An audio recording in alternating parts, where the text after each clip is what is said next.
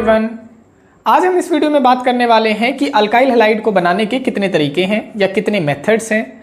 उससे पहले अगर आप चैनल पे नए हैं तो चैनल को लाइक कीजिए, शेयर कीजिए और चैनल को सब्सक्राइब कीजिए। तो चलिए शुरू करते हैं आपके अपने टॉपिक के साथ में कि what are the methods to prepare the alkyl halide, कि आखिर वो कौन कौन से तरीके हैं जो अल्काइल हैलाइड बनाने में इस्तेमाल करे जाते हैं। तो आप यहाँ पे ध्यान रखेंगे कि अल्काइल हैलाइड को बनाने के कम से कम 5 तरीके हैं। उनमें सबसे पहला तरीका है bye halogen exchange, bye halogen exchange reaction, exchange reaction. सबसे पहला तरीका है आपका कि इसमें हम क्या करेंगे, जो हैलोजन होंगे ना उन्हें रिप्लेस कर देंगे दूसरे हैलोजन के द्वारा। तो सबसे पहला तरीका है आपका हैलोजन एक्सचेंज रिएक्शन। इसके अंदर हम 2 रिएक्शन पढ़ेंगे जो कि आपकी काफ़ी ज़्यादा इंपॉर्टेंट है और नेमिंग रिएक्शन है। इसमें सबसे पहली रिएक्शन आप पढ़ेंगे फिंकलस्टीन रिएक्शन, फिंकलस्टीन रिएक्शन। और दूसरी रिएक्शन हम इसमें पढ़ेंगे कि स्वार्ट्स रिएक्शन। सेकेंड रिएक्शन इसमें हम पढ़ने वाले हैं कि स्वार्ट्स रिएक्शन क्या होती है, स्वार्ट्स रिएक्शन। सेकेंड इसका तरीका है कि हम बनाएंगे हाइड्रोकार्बन से कैसे बनाते हैं, ठीक है, अल्काइल हैलाइड को कैसे बनाया जाएगा हाइड्रोकार्बन का इस्तेमाल करके। तो दूसरा आपका तरीका है प्रिपेयर करने का फ्रॉम हाइड्रोकार्बन, फ्रॉम हाइड्रोकार्बन। अब हाइड्रोकार्बन क्या होता है? हाइड्रोकार्बन वो कंपाउंड होता है जिसमें केवल कार्बन और हाइड्रोजन होते हैं, जैसे कि एल्केन हो गए, एल्कीन हो गए, एल्काइन हो गए, जिसमें केवल कार्बन और हाइड्रोजन की एक लंबी चेन होती है, उसे कहते हैं हम हाइड्रोकार्बन। तो यहाँ पे हाइड्रोकार्बन के अंदर भी हम 2 तरीके से रिएक्शन करने वाले हैं प्रिपरेशन की। सबसे पहली होगी आपकी कि एल्केन से कैसे बनाते हैं, एल्केन से कैसे बनाया जाएगा। और दूसरी रिएक्शन आपकी इसके अंदर हम पढ़ेंगे कि एल्कीन से कैसे बनाया जाएगा, एल्कीन से, एल्कीन से कैसे बनाया जाएगा। और एल्कीन से बनाते समय हम 2 रिएक्शन फिर से पढ़ेंगे। एक तो हम पढ़ेंगे सिमेट्रिकल एल्कीन से कैसे बनाया जाता है अल्काइल हैलाइड, और दूसरा हम पढ़ेंगे कि अनसिमेट्रिकल एल्कीन से कैसे बनाया जाता है। देखो इसके अंदर हम 2 रिएक्शन पढ़ेंगे। एक तो हम पढ़ेंगे कि सिमेट्रिकल एल्कीन से कैसे बनाया जाता है, सिमेट्रिकल एल्कीन, और दूसरा हम पढ़ेंगे इसके अंदर कि अनसिमेट्रिकल एल्कीन से कैसे बनाया जाएगा, अनसिमेट्रिकल एल्कीन। अब यहाँ पे क्या होता है, सिमेट्रिकल एल्कीन जो होता है, सबसे पहले तो हमें ये पता होना चाहिए कि सिमेट्रिकल एल्कीन क्या होता है। तो आप यहाँ पे याद रखेंगे, जैसे मान के चल रहे हैं कि हमारे पास में क्या है, डबल बॉन्ड है, और इस डबल बॉन्ड के अराउंड इधर भी same number of carbon atom होने चाहिए और इधर भी same number of carbon atom होने चाहिए। अगर same number of carbon atom है दोनों साइड तो हम उसे कहेंगे कि ये सिमेट्रिकल एल्कीन है। जैसे मान लेता हूँ कि यहाँ भी एक कार्बन है और यहाँ भी एक कार्बन है डबल बॉन्ड के दोनों तरफ। अब हमें पता है कि कार्बन कितने बॉन्ड बनाता है, 4 बॉन्ड बनाता है। तो यहाँ पे देखो इस कार्बन ने 2 बॉन्ड तो बना रखे हैं, तो बाकी के 2 कौन आ जाएगा, हाइड्रोजन आ जाएगा। तो यहाँ पे देखो 2 हाइड्रोजन आ गए। सिमिलरली इस कार्बन ने भी 2 बॉन्ड यहाँ पे बना रखे हैं, तो बाकी के 2 कौन आएंगे, हाइड्रोजन आ जाएंगे। तो देखो अब यहाँ पे डबल बॉन्ड के around same number of carbon atom है, तो इसे बोला जाएगा सिमेट्रिकल एल्कीन। अब हम क्या करें, अगर मैं कार्बन के अराउंड, देखो यहाँ पे जैसे मैंने यहाँ पे देखो मैंने डबल बॉन्ड लगा दिया, ये मैंने डबल बॉन्ड लगा दिया, इधर मैंने लगा दिए 2 कार्बन एटम और इधर मैंने लगा दिया 1 कार्बन एटम। तो डबल बॉन्ड के अराउंड यहाँ तो 2 कार्बन एटम है, यहाँ 1 कार्बन एटम है, तो इसे बोला जाएगा अनसिमेट्रिकल एल्कीन। अब ये अनसिमेट्रिकल एल्कीन है तो यहाँ पे अब हाइड्रोजन की फिलिंग करेंगे हम। तो एक कार्बन मैक्सिमम 4 बॉन्ड बनाता है, यहाँ पे कितने बॉन्ड बना रखे हैं इसने, 1 बॉन्ड बना रखा है, तो यहाँ पे हाइड्रोजन कितने आ जाएंगे, 3 हाइड्रोजन आ जाएंगे। सिमिलरली यहाँ पे इस वाले कार्बन ने कितने बॉन्ड बना रखे हैं, 3 बॉन्ड बना रखे हैं, तो यहाँ पे हाइड्रोजन कितने आएंगे, 1 हाइड्रोजन आ जाएगा। अब इस वाले कार्बन ने कितने बना रखे हैं, 2 बॉन्ड बना रखे हैं, तो बाकी के 2 कौन आ जाएंगे, हाइड्रोजन आ जाएंगे। तो हम दूसरा जो तरीका हम पढ़ेंगे प्रिपरेशन का वो हम पढ़ेंगे अनसिमेट्रिकल एल्कीन से। अब आ जाती है हमारी थर्ड मेथड, की थर्ड मेथड कौन सा है प्रिपरेशन का। तो इसमें आप बताते हैं कि बाय अलाइलिक सब्सटीट्यूशन, कि अलाइलिक के अंदर जब हम सब्सटीट्यूशन करते हैं तो किस तरीके से अल्काइल हैलाइड बनाया जाता है। तो उस मेथड को हम कहेंगे from allylic, allylic substitution, substitution, substitution ये हो जाएगा। अब हमें पता है, देखो अलाइलिक सब्सटीट्यूशन का मतलब है कि अब हम क्या लेंगे, यहाँ पे अलाइलिक हाइड्रोकार्बन लेंगे।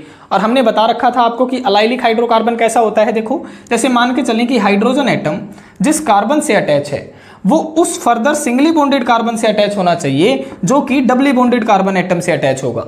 तो ऐसे कंपाउंड को हम अलाइलिक हाइड्रोकार्बन बोलते हैं। देखो हाइड्रोजन एटम जिस कार्बन से अटैच है वो फर्दर उस सिंगली बॉन्डेड कार्बन से अटैच है जो कि डबली बॉन्डेड कार्बन से अटैच है। अब यहाँ पे हम हाइड्रोजन की फिलिंग कर देंगे, तो देखो यहाँ पे 2 बॉन्ड तो इसने बना रखे हैं कार्बन ने, तो बाकी के कौन आ जाएंगे, 2 हाइड्रोजन आ जाएंगे, क्योंकि कार्बन कितने बॉन्ड बनाता है, कार्बन बनाता है 4 बॉन्ड, तो हो गया। अब यहाँ पे देखो इस कार्बन ने कितने बॉन्ड बना रखे हैं, इसने तो 3 बॉन्ड बना रखे हैं, तो कितने हाइड्रोजन आ जाएंगे, यहाँ पे 1 हाइड्रोजन आ जाएगा। अब इस वाले कार्बन की बातें करें तो इसने 2 बॉन्ड तो पहले से ही बना रखे हैं, देखो हाइड्रोजन हो चाहे कुछ भी हो, ठीक है, तो 2 बॉन्ड तो बना रखे हैं इसने, बाकी के कौन आ जाएंगे, हाइड्रोजन, यानी 2 हाइड्रोजन और आ जाएंगे इस तरीके से। तो ये क्या हो गया, ये हो गया अलाइलिक हाइड्रोकार्बन। और इसी के अंदर हम क्या करेंगे, हैलोजन का सब्स्टिट्यूशन करेंगे, जिसे हम कहेंगे फ्रॉम अलाइलिक सब्स्टिट्यूशन मेथड, ठीक है। अब आ जाता है हमारा 4th मेथड कि चौथा तरीका क्या है अल्काइल हैलाइड बनाने का। तो इसमें एक नेमिंग रिएक्शन आती है जो कि आपकी मोस्ट इंपॉर्टेंट रिएक्शन है, नेमिंग रिएक्शन, जो कि एग्जाम पॉइंट ऑफ व्यू से काफ़ी ज़्यादा इंपॉर्टेंट है। उसका नाम है हुन्स-डीकर रिएक्शन, हुन्स-डीकर रिएक्शन। इस रिएक्शन का आप इस्तेमाल करते हैं मेनली अल्काइल हैलाइड बनाने के लिए, ठीक है। तो ये हो जाती है आपकी नेमिंग रिएक्शन जो कि इंपॉर्टेंट है। अब लास्ट आ जाता है 5वां मेथड जो कि है आपका अल्कोहल से आप कैसे बनाते हैं, फ्रॉम अल्कोहल। ये भी आपका इंपॉर्टेंट मेथड रहने वाला है क्योंकि इसके अंदर 2 नेमिंग रिएक्शन आएंगी, उन्हें हम पढ़ेंगे, ठीक है। तो ये है हमारे वो 5 तरीके जिन्हें अब हम एक एक करके एक्सप्लेन करने वाले हैं। तो देखिए कैसे इनकी प्रिपरेशन की रिएक्शंस चलती हैं। सबसे पहली रिएक्शन है आपकी बाय हैलोजन एक्सचेंज रिएक्शन। तो इसमें आप लिखेंगे क्या, आप सबसे पहले लिखेंगे कि इन सच रिएक्शन, इन रिएक्शन के अंदर क्या होता है, 1 हैलोजन एटम, एक halogen atom is replaced by, उसे रिप्लेस कर दिया जाता है बाय अदर हैलोजन एटम। अब हमें ये कैसे पता चलेगा कि कौन सा हैलोजन किस हैलोजन को रिप्लेस करेगा, तो इसके लिए आपको इसमें ये याद होना चाहिए कि न्यूक्लियोफिलिसिटी का ऑर्डर क्या होता है।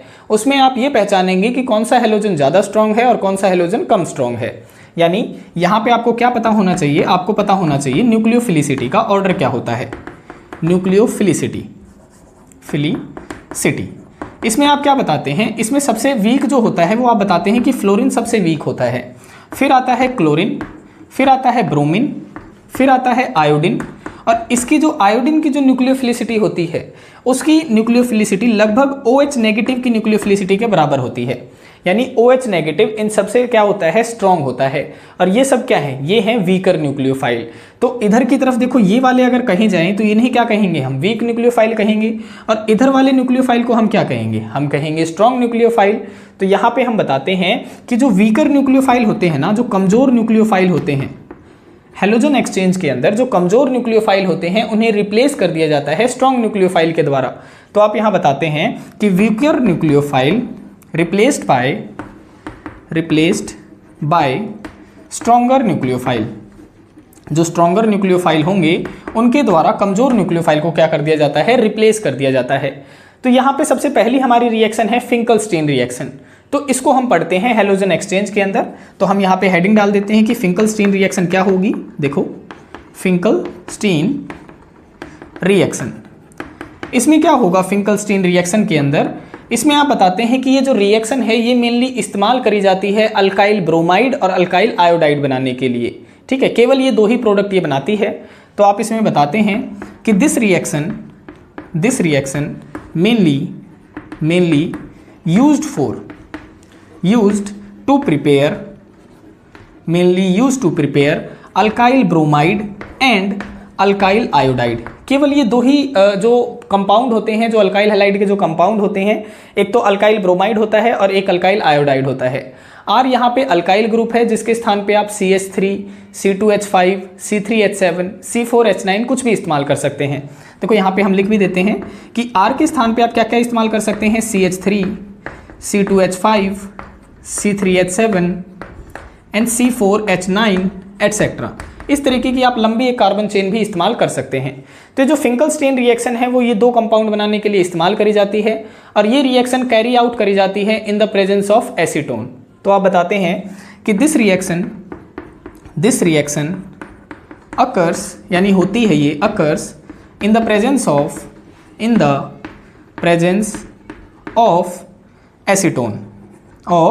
एसीटोन, कि ये रिएक्शन एसीटोन की प्रेजेंस में कंडक्ट कराई जाती है। अब ये एसीटोन का अगर आपसे कोई फार्मूला पूछ ले तो आप बताते हैं कि CH3 C double bond O CH3। ये होता है एसीटोन का फॉर्मूला। तो हम देख लेते हैं कि रिएक्शन चलेगी कैसे। तो हम देखो, जैसे हम लेके चल रहे हैं, हम जनरल फॉर्म में लेके चल रहे हैं, कोई हमारे पास में क्या है कि अल्काइल क्लोराइड है, ठीक है। हमने कोई अल्काइल क्लोराइड ले लिया, यहाँ पे देखो ये वाला क्लोराइड ले लिया। अब हमें क्या लेना पड़ेगा, इसको रिप्लेस करने के लिए इससे स्ट्रॉन्गर वाले हैलोजन लेने पड़ेंगे। और स्ट्रॉन्गर वाले कौन से हैं, या तो Br है या आयोडीन है ना। तो हम क्या करेंगे, इसकी रिएक्शन करवाएंगे NaI, यानी इसे बोला जाता है sodium iodide. Sodium iodide, iodide, इसके साथ में हम इसकी रिएक्शन करवाएंगे, ठीक है। ये है अल्काइल हैलाइड, इसके ऊपर चार्ज होता है पॉजिटिव, इसके ऊपर चार्ज होता है नेगेटिव। और यहाँ पे इसके ऊपर चार्ज होगा नेगेटिव, इसके ऊपर चार्ज होगा पॉजिटिव। और ये रिएक्शन कंडक्ट करवाई जाएगी एसीटोन की प्रेजेंस में, ठीक है। तो अब यहाँ पे होगा क्या, देखो ये वाला जो सोडियम है ये तो क्लोरीन के साथ में चला जाएगा। देखो ये वाला जो क्लोरीन है ये किसके साथ में निकल जाएगा, ये तो इस सोडियम के साथ में निकल जाएगा। क्या बन के, ये बन के निकल जाएगा NaCl। और यहाँ पे सेकंड कंपाउंड क्या बनेगा, देखो ये जो अल्काइल ग्रुप है वो तो आयोडीन के साथ में अटैच हो जाएगा, क्योंकि पॉजिटिव वाली चीज कहाँ जाती है, नेगेटिव के पास में जाती है। तो ये बन जाएगा अल्काइल आयोडाइड, प्लस का साइन आ जाएगा, ठीक है। और यही हमने बताया था कि ये रिएक्शन क्या बनाने में इस्तेमाल करी जाती है, एक तो अल्काइल ब्रोमाइड और दूसरा अल्काइल आयोडाइड। R के स्थान पे आप यहाँ पे कुछ भी लगा सकते हैं, जैसे हमने वो लगा रखे हैं CH3 C2H5, कुछ भी लगा सकते हैं। सिमिलरली यहाँ पे भी आप वही चीज़ लगा देंगे जो यहाँ पे लगाएंगे, ठीक है। अब हम एक आधी रिएक्शन और देख लेते हैं ताकि आपको अंडरस्टैंडिंग कुछ ज़्यादा ही हो जाए इसके बारे में। तो देखो किस तरीके से, जैसे मैं मान के चल रहा हूँ कि मेरे पास में अल्काइल हैलाइड ये वाला हमने ले लिया, ठीक है, CH3Cl ले लिया। और यहाँ पे अब मैं अगर रिएक्शन इसकी करवा देता सोडियम ब्रोमाइड के साथ में, देखो पिछली वाली में हमने क्या इस्तेमाल किया था, सोडियम आयोडाइड, लेकिन अब यहाँ पे सोडियम ब्रोमाइड कर रहे हैं, क्योंकि ये जो ब्रोमीन वाला आयन है ये हैलोजन क्या है, इस क्लोरीन से तो ज़्यादा स्ट्रॉन्गर है, अभी हमने देखा न्यूक्लियोफिलिसिटी के ऑर्डर में। तो यहाँ पे क्या होगा, इसके ऊपर नेगेटिव चार्ज होगा, इसके ऊपर पॉजिटिव चार्ज होगा, इसके ऊपर पॉजिटिव चार्ज होगा, इसके ऊपर नेगेटिव चार्ज होगा। इसका नाम है सोडियम ब्रोमाइड, सोडियम ब्रोमाइड इसका नाम है, ब्रोमाइड। और ये जो रिएक्शन चलेगी, जो फिंकलस्टीन रिएक्शन, देखो अभी हम ये वाली रिएक्शन कर रहे हैं फिंकलस्टीन रिएक्शन, ये रिएक्शन चलती है एसीटोन की प्रेजेंस में, एसीटोन की प्रेजेंस में रिएक्शन चलेगी। जैसे ही ये चलेगी ये वाला सोडियम किसके साथ में निकल जाएगा, ये तो इस क्लोरीन के साथ में निकल जाएगा बाहर, यानी बाहर निकल जाएगा ये NaCl बन के। अब बचा क्या, एक तो मिथाइल ग्रुप बच गया, ये ब्रोमाइड ग्रुप बच गया, तो ये बना देगा मिथाइल ब्रोमाइड CH3Br, इसका नाम है मिथाइल ब्रोमाइड। तो इस तरीके से ये रिएक्शन कंडक्ट कराई जाती है, यानी है तो ये वही अल्काइल ब्रोमाइड, यानी हमने यही बताया है कि ये रिएक्शन मेनली अल्काइल ब्रोमाइड और अल्काइल आयोडाइड बनाने के लिए इस्तेमाल करी जाती है। आप अगर हम क्या लेते, देखो यहाँ पे फ्लोरीन की रिएक्शन नहीं चल रही है, अगर हम फ्लोरीन ले लेते ना तो फ्लोरीन क्या था, सबसे वीक न्यूक्लियोफाइल है, अभी अभी हमने देखा न्यूक्लियोफिलिसिटी के ऑर्डर में। देखो अगर मैं ये रिएक्शन इस तरीके से चलाता, जैसे मैं यहाँ पे ले लेता सोडियम फ्लोराइड और इसकी रिएक्शन करवाते हम इसके साथ में CH3Cl के साथ में, और यहाँ पे हम लिख देते कि एसीटोन की प्रेजेंस में रिएक्शन चल रही है। तो होता क्या है यहाँ पे, देखो ये है नेगेटिव चार्ज, इस पे भी नेगेटिव चार्ज, इस पे पॉजिटिव चार्ज, और इस पे भी क्या होता है, पॉजिटिव चार्ज होता है। तो यहाँ पे ये जो फ्लोरीन है ये क्या था, वीकर न्यूक्लियोफाइल था as compare to chlorine. Fluorine क्या था, सबसे पहले था, यानी सबसे कमजोर था। तो जैसे ही ये इस पे अटैक करने जाता है और इसे रिप्लेस करवाने की कोशिश करता है, ये कर ही नहीं पाता, क्योंकि ये कमजोर था और ये क्या था, स्ट्रॉन्ग था। जैसे ही इसके पास जाता है ये खुद ही इसको भगा देता है, यानी ये रिएक्शन कंडक्ट ही नहीं होती। यानी यहाँ पे अल्काइल जो फ्लोराइड बनने का चांस है वो तो है ही नहीं बिल्कुल ही। इसीलिए कहते हैं कि ये रिएक्शन मेनली क्या बनाती है, अल्काइल ब्रोमाइड और अल्काइल आयोडाइड बनाने के लिए इस्तेमाल करी जाती है। अब नेक्स्ट है हमारी सेकंड रिएक्शन जो है हमारी हैलोजन एक्सचेंज के अंदर ही, वो है स्वार्ट्स रिएक्शन। अब यहाँ पे स्वार्ट्स रिएक्शन के बारे में आप सबसे पहले तो कुछ बातें बताएंगे। उसमें आप कहते हैं कि जो स्वार्ट्स रिएक्शन है वो मेनली इस्तेमाल करी जाती है अल्काइल फ्लोराइड बनाने के लिए। तो यहाँ पे इसके बारे में क्या लिखेंगे, देखो स्वार्ट्स रिएक्शन के बारे में हम यहाँ पे हेडिंग बना लेते हैं, स्वार्ट्स रिएक्शन। आप लिखेंगे दिस रिएक्शन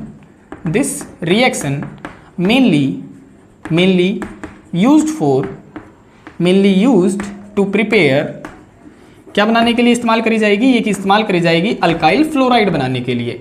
और यहाँ पे अल्काइल की वैल्यू हमने बता दी कि आप कुछ भी रख सकते हैं, CH3 C2H5 C3H7 कुछ भी इस्तेमाल कर सकते हैं, ठीक है। तो ये मेनली अल्काइल फ्लोराइड बनाने के लिए इस्तेमाल करी जाती है। अब बात आ जाती है कि अल्काइल फ्लोराइड बनाने के लिए तो इस्तेमाल करी जाती है, लेकिन ये रिएक्शन चलती कैसे है, किसकी सहायता से चलती है। तो आप बताते हैं कि ये रिएक्शन तब कंप्लीट होगी जब हैवी मेटल फ्लोराइड की रिएक्शन करवाई जाएगी अल्काइल हैलाइड के साथ में। यानी ये कहता है इट इज डन, ये रिएक्शन होती है किसकी प्रेजेंस में, इन the presence of heavy metal fluoride, heavy metal fluoride कि ये जो रिएक्शन है वो हैवी मेटल फ्लोराइड की प्रेजेंस में कंडक्ट कराई जाती है। अब हैवी मेटल फ्लोराइड कौन कौन से होंगे, तो इसमें आप बताते हैं कि वो कोबाल्ट ट्राइफ्लोराइड हो सकता है, वो मरकरी डाइफ्लोराइड हो सकता है, वो सिल्वर फ्लोराइड हो सकता है। ठीक है, ये तीनों ही क्या है, हैवी मेटल फ्लोराइड हैं, तो इनका आप इस्तेमाल करेंगे स्वार्ट्स रिएक्शन कंडक्ट कराने के लिए। तो यहाँ पे क्या होगा, देखो हम क्या लेके चलेंगे, कोई अल्काइल हैलाइड लेके चलेंगे। जैसे हमने यहाँ पे क्या ले लिया, अल्काइल क्लोराइड ले लिया। अब हमें पता है इसके ऊपर चार्ज होता है पॉजिटिव और इसके ऊपर चार्ज होता है नेगेटिव। अब जैसे ही हम इसकी रिएक्शन करवाएंगे हैवी मेटल फ्लोराइड के साथ में, जैसे हमने यहाँ पे क्या ले लिया, सिल्वर फ्लोराइड ले लिया। ठीक है, इसके ऊपर चार्ज होता है पॉजिटिव, इसके ऊपर चार्ज होता है negative. In the presence of small amount of heat, हम थोड़ी सी हीट का इस्तेमाल करेंगे यहाँ पे। ये जो डेल्टा है, डेल्टा क्या बताता है, स्मॉल अमाउंट ऑफ हीट के बारे में बताता है। जैसे ही हमने हीट का इस्तेमाल किया, यहाँ पे क्या होगा, देखो ये वाला जो क्लोरीन है ना, ये वाला क्लोरीन इस सिल्वर के साथ में निकल जाएगा बाहर, और क्या बन के निकलेगा, ये बन के निकलेगा सिल्वर क्लोराइड, AgCl बन के बाहर निकल जाएगा। और ये जो अल्काइल है, ठीक है, ये जो पॉजिटिव ग्रुप है वो किसके साथ में अटैच हो जाएगा, फ्लोरीन के साथ में अटैच हो जाएगा, यानी ये बना देता है अल्काइल फ्लोराइड यहाँ पे। ठीक है, तो यही हमने बताया है कि ये रिएक्शन मेनली किस लिए इस्तेमाल करी जाती है, अल्काइल फ्लोराइड बनाने के लिए इस्तेमाल करी जाती है। R के स्थान पे आप कुछ भी इस्तेमाल कर सकते हैं, जैसे CH3, C2H5, C3H7, C4H9 etcetera, कुछ भी कार्बन की चेन हो सकती है वहाँ पे। इसीलिए हम क्या करते हैं, अब कुछ एग्जाम्पल एक और लेके चलते हैं। जैसे मैं मान लेता हूँ यहाँ पे R की जगह पे मैंने क्या पुट कर दिया, क्लोरीन पुट कर दिया, जैसे यहाँ पे CH3 पुट कर दिया। ठीक है, अब इसके ऊपर चार्ज हो जाएगा पॉजिटिव, इसके ऊपर चार्ज हो जाएगा नेगेटिव। सिमिलर ये रिएक्शन चलेगी सिल्वर फ्लोराइड की प्रेजेंस में, और यहाँ पे क्या होगा, स्मॉल अमाउंट ऑफ हीट हो जाएगी। इसके ऊपर चार्ज होगा पॉजिटिव, इसके ऊपर चार्ज हो जाएगा नेगेटिव। अब यहाँ पे क्या होगा, देखो ये वाला जो क्लोरीन है वो तो सिल्वर के साथ में निकल जाएगा, क्या बनके, -AgCl बनके, यानी सिल्वर क्लोराइड बनके बाहर निकल जाएगा। अब ये जो CH3 है ये फ्लोरीन के साथ में अटैच हो जाएगा और ये बना देगा मिथाइल फ्लोराइड इस तरीके से। तो ये थी हमारी स्वार्ट्स रिएक्शन। अब हम सेकंड रिएक्शन देख लेते हैं, जिसमें हम कहते हैं कि हाइड्रोकार्बन से कैसे बनाया जाता है अल्काइल हैलाइड।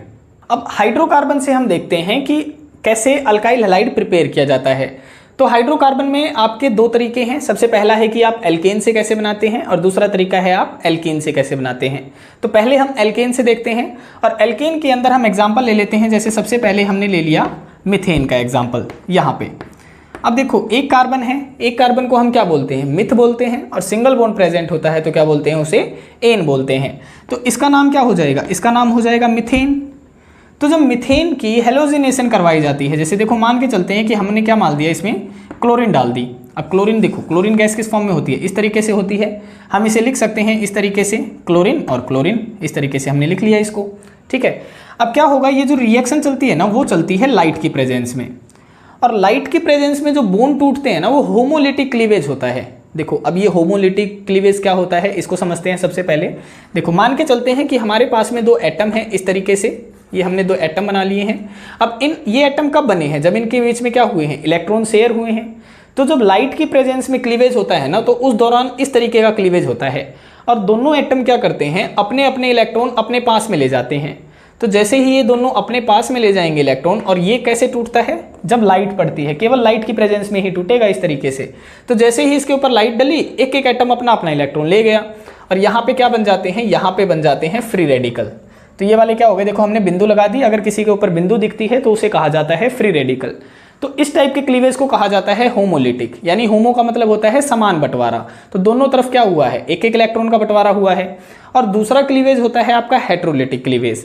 हेट्रोलिटिक क्लीवेज कैसे होगा, देखो जैसे हमने मान के चल रहे हैं कि ए बी के बीच में क्या है, बॉन्ड है, और ये बॉन्ड कब बना होगा, जब इनके बीच में इलेक्ट्रॉन होगा, इस तरीके से, है ना। लेकिन हेट्रोलिटिक क्लीवेज कभी भी लाइट की प्रेजेंस में नहीं चलता, वो या तो हीट की प्रेजेंस में चलेगा या कुछ ना कुछ, मतलब टेम्परेचर आप चेंज वगैरह कर रहे होंगे तब होता है। तो यहाँ पे क्या होगा, एक ही स्पीसी क्या करती है, दोनों इलेक्ट्रॉन को अपने पास ले जाती है इस तरीके से। इस तरीके की क्लीवेज को बोला जाता है हेट्रोलिटिक क्लीवेज। तो यहाँ पे ये दोनों के दोनों इलेक्ट्रॉन ये अपने पास ले गई, तो इसके ऊपर कौन सा चार्ज चला जाएगा, नेगेटिव चार्ज, और यहाँ पे कौन सा रह जाएगा, पॉजिटिव चार्ज। तो यहाँ पे एक स्पीसी बनती है पॉजिटिव चार्ज की और दूसरी स्पीसी बनती है नेगेटिव चार्ज की, और इसे बोला जाता है कटायन और इसे बोला जाता है अनायन। तो इस तरीके के क्लीवेज को बोला जाता है हेट्रोलिटिक क्लीवेज, इस तरीके के क्लीवेज को बोला जाता है होमोलिटिक क्लीवेज। तो यहाँ पे किसकी प्रेजेंस में रिएक्शन चल रही है, लाइट की प्रेजेंस में। तो जब ये रिएक्शन लाइट की प्रेजेंस में चलती है तो यहाँ पे होमोलिटिक क्लीवेज होता है, देखो इसी तरीके से। ये हो गया, यहाँ पे एक इलेक्ट्रॉन ये ले जाएगा, एक इलेक्ट्रॉन ये ले जाएगा, यानी अब एक क्लोरीन के ऊपर आ गया एक रेडिकल, दूसरे क्लोरीन के ऊपर आ गया दूसरा रेडिकल। सिमिलरली यहाँ पे भी ऐसा ही क्लीवेज होगा इस तरीके से। अब यहाँ पे क्या होगा, एक इलेक्ट्रॉन इसके ऊपर चला जाएगा, एक इलेक्ट्रॉन इसके ऊपर चला जाएगा। अब ये वाला जो क्लोरीन है ये क्या करेगा, ये वाला जो हाइड्रोजन के पास में इलेक्ट्रॉन है ना, देखो इस तरीके से ये इसके साथ में बॉन्ड बना लेगा हाइड्रोजन के साथ में। अब ये वाला हाइड्रोजन और ये वाला क्लोरीन क्या बन के निकल जाएगा, ये बन के निकल जाएगा HCl बन के इस तरीके से। और ये वाला देखो इस कार्बन के ऊपर जो ये एक रेडिकल आया है, ये वाला रेडिकल और ये क्लोरीन का रेडिकल क्या कर लेंगे, आपस में बॉन्ड बना लेंगे। देखो इस तरीके से, जैसे मान के चल रहे हैं ये वाला बॉन्ड है तो यहाँ पे ये वाला बॉन्ड हो जाएगा इस तरीके से। ये दोनों आपस में क्या हो जाएंगे, कंबाइन हो जाएंगे। और जब ये कंबाइन होंगे तो कुछ इस तरीके से बना लेंगे, देखो H H H और यहाँ पे आ गया क्लोरीन एटम। तो इसे बोलेंगे हम क्लोरोमीथेन। इसका नाम क्या हो जाएगा, क्लोरोमीथेन। तो ये तो थी आपकी सिंपल रिएक्शन कि जब हम एल्केन के साथ में इसकी रिएक्शन करते हैं तो कैसे प्रोडक्ट बनता है। अब यहाँ पे वो एक कंडीशन कहता है, और कंडीशन क्या है, वो कहता है कि अगर क्लोरीन जो हमने इसके अंदर डाली है ना वो एक्सेस अमाउंट के अंदर अगर प्रेजेंट होती तो क्या होता, एक्सेस अमाउंट के अंदर प्रेजेंट होना मतलब ज़्यादा अमाउंट में अगर प्रेजेंट होना। तो अगर ये ज़्यादा अमाउंट में प्रेजेंट होती तो यहाँ पे जितने भी ये हाइड्रोजन है ना, ये यहाँ पे एक एक करके इनको रिमूव करती चलती। यानी देखो कैसे रिएक्शन चलती, यहाँ पे कंडीशन कहता है कि if chlorine is present in excess, कि जब ये एक्सेस अमाउंट में प्रेजेंट होगी तब क्या होगा। तो देखो हम मान के चल रहे हैं कि हमारे पास में क्या था, मीथेन था। हम इसको इस तरीके से लिख सकते हैं CH4, और यहाँ पे CH4 को हम लिख सकते हैं CH3 और H। हमने ये लिख दिया। अब जो क्लोरीन गैस है, देखो क्लोरीन तो बार बार अटैक करेगी, यहाँ पे लाइट की प्रेजेंस में अटैक करेगी। अब यहाँ पे जो ये क्लोरीन है, क्लोरीन को किस तरीके से लिख सकते हैं हम, Cl और Cl की फॉर्म में लिख सकते हैं। तो हमने यहाँ पे लिख देते हैं इसको खोल के कि क्लोरीन और क्लोरीन की फॉर्म में लिख दिया। अब यहाँ पे जो ये वाला हाइड्रोजन है और ये वाला क्लोरीन है, ये दोनों बाहर निकल जाएंगे HCl बन के, यानी ये तो निकल गए HCl बन के, और इसके स्थान पे कौन आ जाएगा, ये वाला क्लोरीन आ जाएगा। देखो इस तरीके से CH3Cl आ गया, है ना, क्लोरोमीथेन बन गया। इसका नाम है क्लोरोमीथेन। अब यहाँ पे क्या होगा फर्दर, जब तक यहाँ पे ये हाइड्रोजन रहेंगे ना तब तक क्लोरीन गैस आती रहेगी। तो इस CH3 को हम लिख सकते हैं इस तरीके से कि हमने यहाँ पे CH2 लिख दिया और हाइड्रोजन हमने इस तरीके से लिख दिया। अब फर्दर क्या होगा, देखो फर्दर ये क्लोरीन गैस आ जाएगी और क्लोरीन को हम इस तरीके से लिख लेते हैं। लाइट की प्रेजेंस में जैसे ही आएगी, एक क्लोरीन एटम क्या करेगा, एक क्लोरीन एटम इस हाइड्रोजन के साथ में निकल जाएगा, यानी बाहर निकल जाएगा HCl, और ये दूसरा क्लोरीन एटम है वो इसकी जगह ले लेगा। तो ये बन जाएगा CH2Cl और Cl। इसका नाम है डाइक्लोरोमीथेन। यहाँ पे हम लिख भी देते हैं डाइक्लोरोमीथेन, ये इसका नाम हो गया। फर्दर क्या होगा, फर्दर क्लोरीन यहाँ पे आएगी, क्योंकि क्लोरीन किस में ले रखी है, एक्सेस के अंदर ले रखी है। तो यहाँ पे क्या होगा, जब दोबारा से क्लोरीन यहाँ पे अटैक करेगी इन द प्रेजेंस ऑफ लाइट, तो क्लोरीन को ऐसे लिख सकते हैं हम Cl और Cl। तो ये क्या करेगी, देखो यहाँ पे जो ये दो हाइड्रोजन है ना, इनमें से एक हाइड्रोजन ले जाएगी, एक हाइड्रोजन किसके साथ में चला जाएगा, इस क्लोरीन के साथ में चला जाएगा, और ये निकल जाएगा HCl बन के बाहर। अब यहाँ पे देखो एक हाइड्रोजन तो चला गया इसके साथ में, तो उस हाइड्रोजन की जगह कौन आ जाएगी, ये वाली क्लोरीन आ जाएगी। तो ये बन जाएगा इस तरीके से CH Cl Cl और Cl। देखो आ गया ना, एक हाइड्रोजन की जगह पे एक और क्लोरीन ऐड हो गया।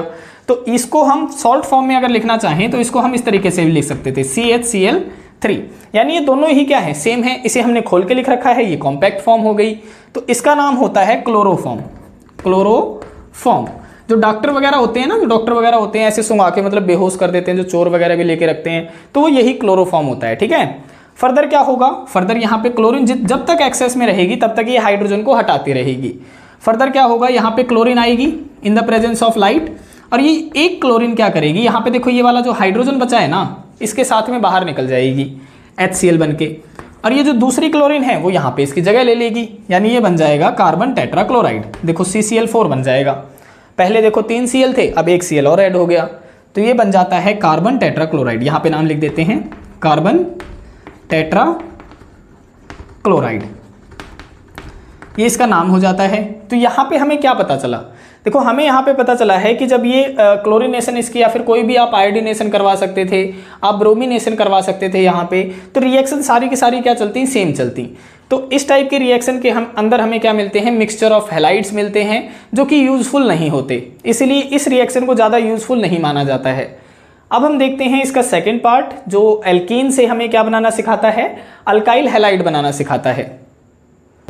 एल्कीन के अंदर भी हम दो रिएक्शन पढ़ेंगे इसको अल्काइल हैलाइड बनाने के लिए। सबसे पहली रिएक्शन हम देखेंगे कि सिमेट्रिकल एल्कीन से कैसे बनाया जाएगा।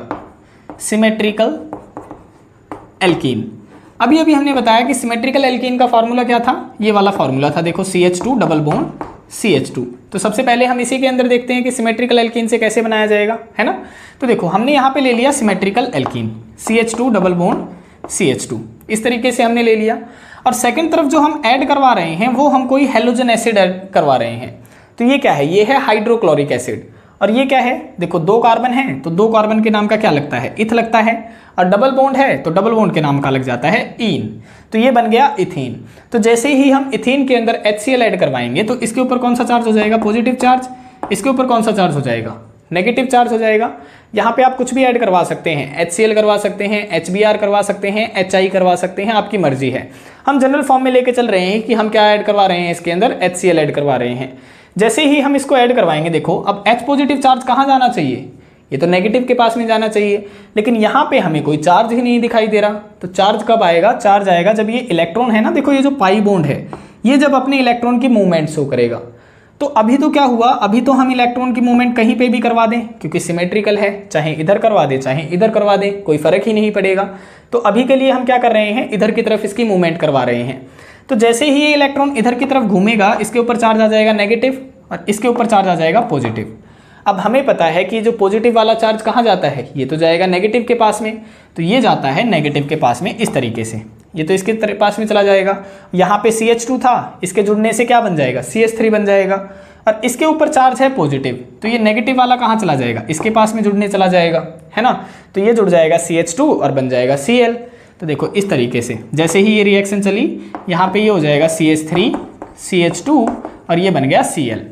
तो यहाँ पे अगर इसका नाम बताएंगे आप, तो नाम कैसे बताएंगे, देखो क्लोरीन लगा हुआ है तो ये बन जाएगा क्लोरो, और दो कार्बन है तो दो कार्बन के नाम का लग जाएगा इथ, और सिंगल बॉन्ड है तो ये बन जाएगा इथेन। ठीक है, तो ये बन गया क्लोरो इथेन। ये तो थी हमारी सिंपल रिएक्शन जब हमारे पास में क्या है, सिमेट्रिकल एल्कीन है। अब हम देखते हैं कि अनसिमेट्रिकल एल्कीन हो तो कैसे रिएक्शन चलेगी। सेकंड है हमारी कि अनसिमेट्रिकल एल्कीन से कैसे बनाया जाता है अल्काइल हैलाइड। तो हम लेके चल रहे हैं यहाँ पे अनसिमेट्रिकल एल्कीन। देखो हमने यहाँ पे लिखी हुई रखी है कि डबल बॉन्ड के अराउंड जब same number of carbon atom नहीं होते तो उसे कहा जाता है अनसिमेट्रिकल एल्कीन। तो यहाँ पे लिख लेते हैं, देखो ये हमने लिख लिया CH3 CH double bond CH2। अगर इसका नाम हमसे पूछे तो नाम क्या बताएंगे आप, देखो 3 कार्बन है तो 3 कार्बन हो जाता है प्रोप, है ना। और यहाँ पे अगर नंबरिंग दोगे तो 1 2 इस तरीके से नंबरिंग दोगे तो 1 पे ही है इन। तो यहाँ पे आप लोगों को नंबरिंग देने की जरूरत नहीं है, सिंपल हम लिख लेते हैं कि ये क्या है, प्रोपीन है, क्योंकि डबल बॉन्ड आ गया तो इन हमने लगा दिया। अब ये प्रोपीन हो जाता है। अब यहाँ पे हम ऐड करते हैं वही HCl ऐड करवाएंगे, और हाइड्रोजन के ऊपर कौन सा चार्ज हो जाएगा, पॉजिटिव, और इसके ऊपर चार्ज हो जाता है नेगेटिव चार्ज। अब ये हाइड्रोजन कहाँ जाएगा, अब देखो इसे तो नेगेटिव चार्ज के पास जाना है, लेकिन फिर से वही समस्या है, हमें तो यहाँ पे दिख ही नहीं रहा कि नेगेटिव चार्ज कहाँ पे है। तो नेगेटिव चार्ज होने के लिए क्या होगी, डबल बॉन्ड की मूवमेंट दिखाई देगी आपको।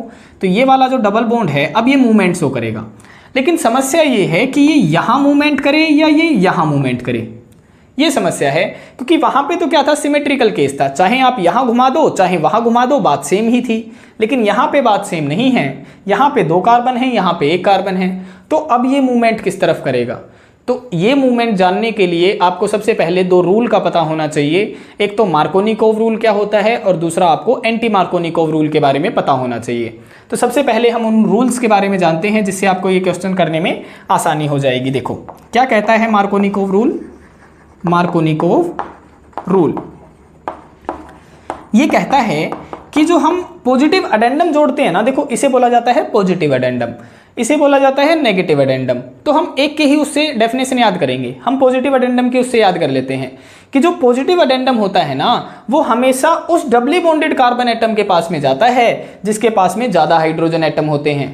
दोबारा सुनो क्या कहा हमने, कि पॉजिटिव एडेंडम हमेशा उस डबली बॉन्डेड कार्बन एटम के पास में जाएगा। देखो यहाँ पे डबली बॉन्डेड की बात हो रही है, सिंगल पे आप ध्यान नहीं देंगे, हमेशा डबल बॉन्ड पे ध्यान देंगे कि पॉजिटिव एडेंडम उस डबल बॉन्डेड कार्बन एटम के पास में जाएगा जिसके पास में ज्यादा नंबर ऑफ हाइड्रोजन एटम होंगे। तो ज्यादा किसके पास में है, इसके पास में है ना। आप ये नहीं कहेंगे कि इसके पास में भी है सर, क्योंकि ये क्या है, ये तो सिंगल बॉन्डेड में है ना, हमने डबल बॉन्डेड के ऊपर ध्यान देना है। तो ये क्या कहता है, ये कहता है कि पॉजिटिव अडेंडम से आप समझ गए होंगे क्या कह रहे हैं हम कह रहे हैं पॉजिटिव चार्ज वाली स्पीसीज को, ठीक है। तो ये कहता है positive addendum always attached with that doubly bonded carbon atom, that doubly bonded carbon atom which have large number of hydrogen atom. ऐसा है, आपको समझ में आ गया होगा मार्कोनिकोव रूल क्या कहता है। ये तो मार्कोनिकोव रूल आ जाता है, तो फिर एंटी मार्कोनिकोव रूल क्या कहेगा। अब सिंपल सी बात है, मार्कोनिकोव अगर ये कहता है कि पॉजिटिव एडेंडम उसके पास में जाएगा जहां डबली बॉन्डेड कार्बन एटम के पास में ज्यादा हाइड्रोजन एटम है, तो एंटी मार्कोनिकोव उससे उल्टी बातें कहेगा। यानी एंटी मार्कोनिकोव क्या कहता है, एंटी मार्कोनिकोव कहता है कि जो पॉजिटिव एडेंडम है वो उस डबली बॉन्डेड कार्बन एटम के पास में जाता है जिसके पास में less number of hydrogen atom होते हैं। उससे उल्टा काम ही बताएगा ना, जब नाम ही एंटी हो गया है ना। लेकिन डिपेंड ये करता है कब हम मार्कोनिकोव रूल लगाएंगे, कब हम एंटी मार्कोनिकोव रूल लगाएंगे। तो सबसे पहले हम यहाँ पे एक बार एंटी मार्कोनिकोव की और डेफिनेशन लिख देते हैं, एंटी एमआर रूल। इसे एंटी एमआर रूल भी कहा जाता है और एंटी मार्कोनिकोव रूल भी कहा जाता है, ठीक है। तो आप बताते हैं इसके अंदर कि positive addendum always attach with that doubly bonded carbon atom, that doubly bonded carbon atom which have less number of hydrogen atom, कि उस डबली बॉन्डेड कार्बन एटम के पास में अटैच होगा जहां पे कम नंबर में हाइड्रोजन एटम प्रेजेंट होंगे। अब समस्या ये है कि कब हम एमआर रूल लगाएंगे, कब हम एंटी एमआर रूल लगाएंगे। तो आपने केवल इसकी कंडीशन याद रख लेनी है कि ये कब लगेगा। तो आप बताते हैं कि जब हम रिएक्शन के अंदर HBr को जोड़ेंगे, हाइड्रोजन ब्रोमाइड को जोड़ेंगे इन द प्रेजेंस ऑफ परऑक्साइड, तब तो हम ये वाला रूल लगाएंगे। बाकी सभी जगह कौन सा रूल लगता है, एमआर रूल लगता है। यानी यहां पे हम इसकी कंडीशन लिख देते हैं कि इट अकर्स when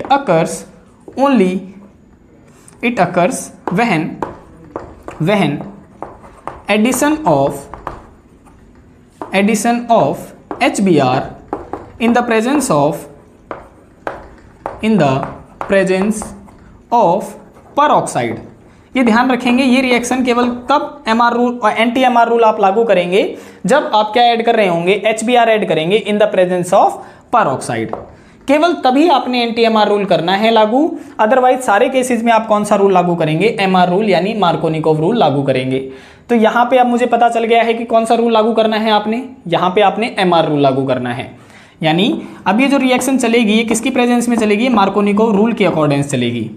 तो यहाँ पे अब हमें पता चल गया है कि H एटम कहाँ जुड़ेगा मार्कोनिकोव रूल के अकॉर्डिंग, H एटम वहां जुड़ेगा डबली बॉन्डेड कार्बन एटम के पास में जहां पे ज्यादा नंबर ऑफ हाइड्रोजन एटम होंगे, यानी यहाँ पे जुड़ना है।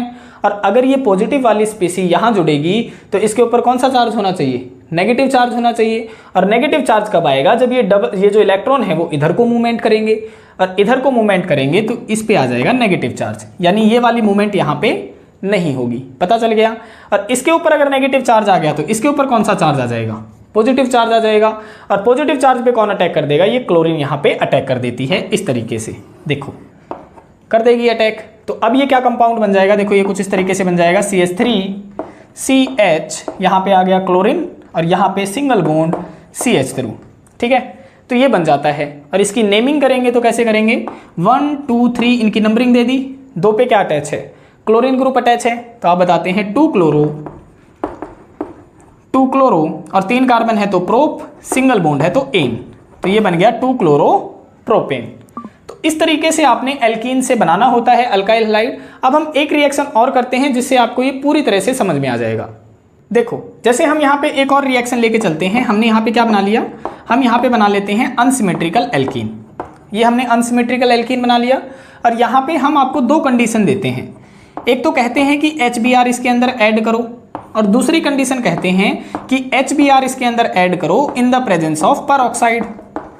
तो यहाँ पे अब आपको समझ में आ गया होगा कि भले ही HBr अकेला अगर जुड़ रहा है ना तो वहां पे भी MR रूल ही लगेगा। NTMR आपने कब लगाना है? आपने तब लगाना है जब आपको दोनों कंडीशन दिखाई दें, HBr भी दिखाई दे और पर ऑक्साइड भी दिखाई दे। तो यहां से हमें समझ में आ रहा है कि यहां पे तो लगेगा MR रूल और यहां पे लगेगा NTMR रूल, NTMR रूल। तो सबसे पहले MR रूल के अकॉर्डिंग काम करते हैं। तो यहाँ पे क्या होगा? पॉजिटिव चार्ज, यहाँ पे होगा नेगेटिव चार्ज। और पॉजिटिव चार्ज वाली स्पीसी कहाँ जाएगी? उस डबली बॉन्डेड कार्बन एटम के पास में जाएगी जहाँ पे ज़्यादा नंबर ऑफ हाइड्रोजन एटम होंगे, यानी ये वाली जाएगी इसके पास में। और अगर ये वाली स्पीसी इसके पास में जाएगी मतलब इसके ऊपर चार्ज होगा नेगेटिव। और नेगेटिव चार्ज कब होगा? जब ये इलेक्ट्रॉन किधर को घूमेंगे? इधर को घूमेंगे, तभी नेगेटिव चार्ज होगा। तो इसके ऊपर कौन सा चार्ज होगा? इसके ऊपर होगा पॉजिटिव चार्ज। तो ये नेगेटिव वाली स्पीसी किस पे अटैक करेगी? इस पॉजिटिव वाले पे अटैक करेगी, यानी ये बन जाएगा CH3CHBr और यहाँ पे बन गया CH3। ठीक है, इस तरीके का कंपाउंड बनेगा। देखो CH के नीचे Br लिख दिया हमने और इसके पास में हाइड्रोजन अटैच करवा दिया। तो ये कंपाउंड जो बना है इसका नाम क्या होगा? इसका नाम है 2-ब्रोमो-प्रोपेन, ये इसका नाम हो जाएगा। फर्दर हम देखते हैं, देखो इसकी प्रेजेंस में अगर ये रिएक्शन चलती तो कैसा होता? इसके ऊपर भी सेम चार्ज होता पॉजिटिव और इसके ऊपर कौन सा चार्ज होता? नेगेटिव चार्ज होता। लेकिन अब ये जो हाइड्रोजन एटम है ना वो कहाँ जाता? ये उस डबली बॉन्ड कार्बन एटम के पास में जाता जहाँ पे कितने हाइड्रोजन एटम हैं? कम हाइड्रोजन एटम है। तो यहाँ पे अगर अब ये इसकी तरफ जा रहा है, देखो अभी मैं एक बार इसको साफ कर रहा हूँ, देखो इस तरीके से। अब अगर ये इसकी तरफ जा रहा है मतलब इसके ऊपर कौन सा चार्ज होना चाहिए? नेगेटिव चार्ज होना चाहिए। और इसके ऊपर नेगेटिव चार्ज कब आएगा? इसके ऊपर नेगेटिव चार्ज तब आएगा जब ये इलेक्ट्रॉन इधर को घूमेंगे, तब आएगा, है ना। और इसके ऊपर अगर नेगेटिव चार्ज आ गया तो अब इसके ऊपर कौन सा चार्ज हो जाएगा? इसके ऊपर चार्ज हो जाएगा पॉजिटिव। तो देखो हमने यहाँ पे पॉजिटिव चार्ज लगा दिया, हो गया। अब यहाँ पे इसने तो अटैक कर दिया, तो पॉजिटिव चार्ज के पास में कौन जाएगा? ये ब्रोमीन जाएगा। तो यहाँ पे अब जो कंपाउंड बनेगा वो ये वाला बनता है CH3CH2CH2 ब्रोमीन। देखो फर्क नजर आ रहा है आपको? MR रूल है तो ये वाला कंपाउंड बनता है और NTMR चलता है तो ये वाला कंपाउंड बनता है। इसका नाम क्या है? इसका नाम है ब्रोमोप्रोपेन, ब्रोमोप्रोपेन, इस तरीके से। तो कंपाउंड दोनों में डिफरेंट बनते हैं, MR रूल के अकॉर्डिंग डिफरेंट बनता है और NTMR के अकॉर्डिंग डिफरेंट बनता है। तो ये था हमारा सेकंड मेथड प्रिपेयर करने का। अब हम देखते हैं कि नेक्स्ट मेथड क्या है इसका प्रिपेयर करने का। थर्ड मेथड है हमारा फ्रॉम अलाइलिक सब्सटीट्यूशन, कि जब हम अलाइलिक हाइड्रोकार्बन के अंदर जब सब्सटीट्यूशन करवाते हैं तो किस तरीके से बनता है। तो सबसे पहले हम यहाँ पे अलाइलिक हाइड्रोकार्बन बना लेंगे।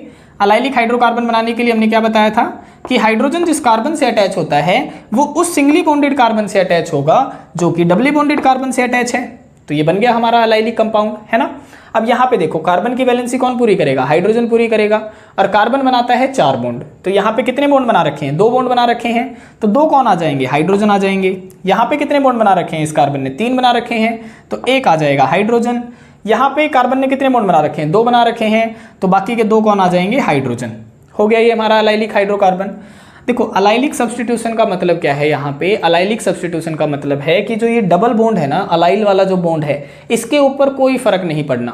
क्योंकि वैसे देखा जाए ना तो हर रिएक्शन के अंदर सबसे पहले डबल बॉन्ड टूटता है, लेकिन यहाँ पे अलाइलिक सब्सटीट्यूशन जब करी जाएगी ना तो ये डबल बॉन्ड के पे कोई असर नहीं आता। और ये रिएक्शन 2 कंडीशन में चलती है। सबसे पहले जब हम इसके अंदर क्लोरीन ऐड करवाएंगे ना, जैसे मान के चल रहे हैं हमने क्या लिख दिया यहाँ पे? क्लोरीन लिख दिया। तो इस फॉर्म में हम इसको लिख सकते हैं।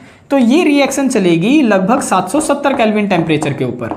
इतने टेम्परेचर के ऊपर ये रिएक्शन चलेगी। अगर हमने इतना ज़्यादा टेम्परेचर नहीं लिया ना तो सबसे पहले जो बॉन्ड टूटेगा वो ये डबल बॉन्ड टूटेगा। तो यहाँ पे ध्यान रखना है आपने कि टेम्परेचर आपने कितना लेना है? 770 केल्विन टेम्परेचर लेना है। जब ये 770 केल्विन टेम्परेचर लिया जाएगा तो ये वाला एक हाइड्रोजन और ये वाला एक क्लोरीन क्या बन के निकल जाएगा? HCl बन के बाहर निकल जाएगा। और बचेगा दूसरा क्लोरीन, वो यहाँ पे अटैच हो जाएगा। तो ये बन जाएगा आपका अलाइल हैलाइड, इस तरीके से CH2 double bond CH single bond CH2 और ये अटैच हो गया यहाँ पे। तो इसका अगर आपसे नाम पूछे कोई तो आप बताएंगे अलाइल हैलाइड इसका नाम है, यानी अलाइल क्लोराइड इसका नाम है। क्या नाम है इसका? Allyl chloride. तो इस तरीके से आपने ये रिएक्शन याद रखनी है। सिमिलरली जैसे अगर हम क्या करें, देखो एक तो तरीका ये है कि मैं जब इतने हाई टेम्परेचर पे रिएक्शन करवाऊं तो ये चल जाए, लेकिन अगर कभी कभी क्या हो, ऐसी कंडीशन ही ना हो जिसपे मुझे हाई टेम्परेचर देना पड़े, तो वहाँ पे आप एक रिएजेंट का इस्तेमाल करते हैं जिसका नाम है N-ब्रोमोसक्सीनामाइड। जैसे ही उसे डाला जाएगा आपको इतना टेम्परेचर देने की ज़रूरत ही नहीं है। देखो जैसे हम क्या करते हैं, जैसे हम इसी तरीके का कोई और अलाइलिक हाइड्रोकार्बन ले लेते हैं, double bond CH single bond CH2 और यहाँ पे ये H है, ठीक है। तो हम यहाँ पे क्या डाल देते, अगर मैं यहाँ पे NBr डाल देता, NBr, ठीक है। NBr का मतलब क्या है, NBS, सॉरी NBr नहीं NBS, इसका मतलब है N ब्रोमोसक्सीनामाइड। नाम क्या है इसका, इसका नाम है N ब्रोमोसक्सीनामाइड, सक्सीनामाइड, ये इसका नाम है। और अगर आपसे इसकी कोई स्ट्रक्चर पूछे तो आप स्ट्रक्चर बता देंगे ये वाली, CH double bond CH single bond C double bond O C double bond O, और यहाँ पे N से ये अटैच होते हैं, यहाँ पे ये ब्रोमीन से अटैच होता है। ये वाली इसकी स्ट्रक्चर होती है N ब्रोमोसक्सीनामाइड की। अब यहाँ पे जैसे ही इसको डाला जाता है ना, ये हाइड्रोजन यहाँ से हट जाता है और ब्रोमीन यहाँ पे अटैच हो जाता है, यानी ये बन जाता है CH2 double bond CH single bond CH2 और सिंगल बॉन्ड ब्रोमीन, यानी अलाइल ब्रोमाइड बन जाता है यहाँ पे। तो ये थी आपकी रिएक्शन अलाइलिक सब्स्टिट्यूशन से कि किस तरीके से अल्काइल हैलाइड बनाया जाता है। तो इस तरीके से आपने याद रखनी है। अब हम रिएक्शन नंबर 4 पढ़ते हैं, यानी 4th मेथड पढ़ते हैं इनको बनाने का। 4th मेथड है आपकी प्रिपरेशन का बाय हुन्स-टीकर रिएक्शन, कि हुन्स-टीकर रिएक्शन के द्वारा अल्काइल हैलाइड कैसे बनाया जाता है। ये एक इंपॉर्टेंट रिएक्शन है और ये एक नेमिंग रिएक्शन है जो कि एग्जाम में कई बार पूछी जाती है। तो इसमें आप क्या बताते हैं, इस रिएक्शन में क्या होता है कि जो सिल्वर साल्ट होता है ना फैटी एसिड का, वो रिएक्ट करता है क्लोरीन और ब्रोमीन के साथ में। अब ये सिल्वर साल्ट और फैटी एसिड का फॉर्मूला क्या होता है, तो अगर आपसे इसका कोई फॉर्मूला पूछे तो आप बताते हैं silver salt of fatty acid का फॉर्मूला होता है RCOOAg, ये इसका फॉर्मूला होता है। और R यहाँ पे क्या है, R कोई भी अल्काइल ग्रुप है जहाँ पे आप इस्तेमाल कर सकते हैं CH3 C2H5 C3H7 C4H9 etcetera, कुछ भी आप यहाँ पे इस्तेमाल कर सकते हैं। तो ये जो silver salt of fatty acid है ये रिएक्ट करता है क्लोरीन के साथ में या ब्रोमीन के साथ में। तो हम यहाँ पे क्लोरीन और ब्रोमीन को इस तरीके से लिख सकते हैं, ठीक है। यहाँ पे क्या होगा, देखो ये वाला जो सिल्वर है ये एक क्लोरीन के साथ में बाहर निकल जाता है इस तरीके से, यानी माइनस AgCl ये बाहर हो गया। अब क्या बचा, देखो ये वाला जो COO बचा है ना, ये क्या होता है CO2, और CO2 एक गैस होती है तो ये भी क्या हो जाती है, बाहर निकल जाती है, ये भी बाहर निकल गई। अब बचा क्या, एक तो ये अल्काइल ग्रुप बच गया और दूसरा क्या बच गया, ये क्लोरीन ग्रुप बच गया। ये आपस में क्या हो जाते हैं, अटैच हो जाते हैं, यानी ये अल्काइल क्लोराइड बना देते हैं इस तरीके से, ठीक है। फर्दर ये किसके साथ में रिएक्शन कर सकता है, ये ब्रोमीन के साथ में भी रिएक्शन कर सकता है। जैसे हम दूसरी अगर रिएक्शन का एग्जांपल लें, अब यहाँ पे मैंने अल्काइल के स्थान पे क्या इस्तेमाल कर लिया, CH3 इस्तेमाल कर लिया, तो CH3 COOAg, और इसकी अब हम रिएक्शन करवाएं ब्रोमीन के साथ में। देखो ये हमने ब्रोमीन के साथ में रिएक्शन करवा दी in the presence of heat, तो क्या होगा, उसी पैटर्न से रिएक्शन चलेगी। ये वाला सिल्वर किसके साथ में अटैच हो जाएगा, इस वाले ब्रोमीन के साथ में अटैच होके बाहर निकल जाएगा सिल्वर ब्रोमाइड बनके। फर्दर क्या है, देखो ये COO है, ये CO2 बनके बाहर निकल जाएगा, है ना, ये CO2 बनके बाहर निकल गया। और बचा क्या, एक तो ये मिथाइल ग्रुप बच गया CH3, दूसरा ये ब्रोमाइड ग्रुप बच गया, ये दोनों आपस में अटैच हो जाएंगे, यानी ये बन जाता है CH3Br, जिसका नाम है ब्रोमोमीथेन। तो इस तरीके से ये चलती है हुन्स-टीकर रिएक्शन। ये केवल किसके साथ में रिएक्शन करती है, क्लोरीन और ब्रोमीन के साथ में ही ये रिएक्शन करती है। अगर आपसे पूछा जाए क्या इस रिएक्शन का इस्तेमाल हम अल्काइल आयोडाइड बनाने के लिए नहीं कर सकते, तो आप कहते हैं इस रिएक्शन का इस्तेमाल अल्काइल आयोडाइड बनाने के लिए नहीं किया जाता, क्योंकि जब अल्काइल आयोडाइड बनाने के लिए हम ये रिएक्शन चलाते हैं तो वहाँ पे अल्काइल आयोडाइड मिलने की बजाय हमें क्या मिल जाता है, एस्टर कंपाउंड मिलता है। तो आप क्या लिखेंगे इसके बारे में, आप यहाँ पे लिखेंगे कि this reaction can not be used, इस रिएक्शन का इस्तेमाल नहीं किया जाएगा, can not be used to prepare alkyl iodide. क्या बनाने के लिए, अल्काइल आयोडाइड बनाने के लिए इस्तेमाल नहीं किया जाएगा। क्यों नहीं किया जाएगा, because esterification occurs, esterification occurs. क्यों नहीं किया जाएगा, क्योंकि वहां पे एस्टेरिफिकेशन यानी एस्टर बन जाता है, इसीलिए। तो अब हम देख लेते हैं कि आखिर ये एस्टर कैसे बनता है।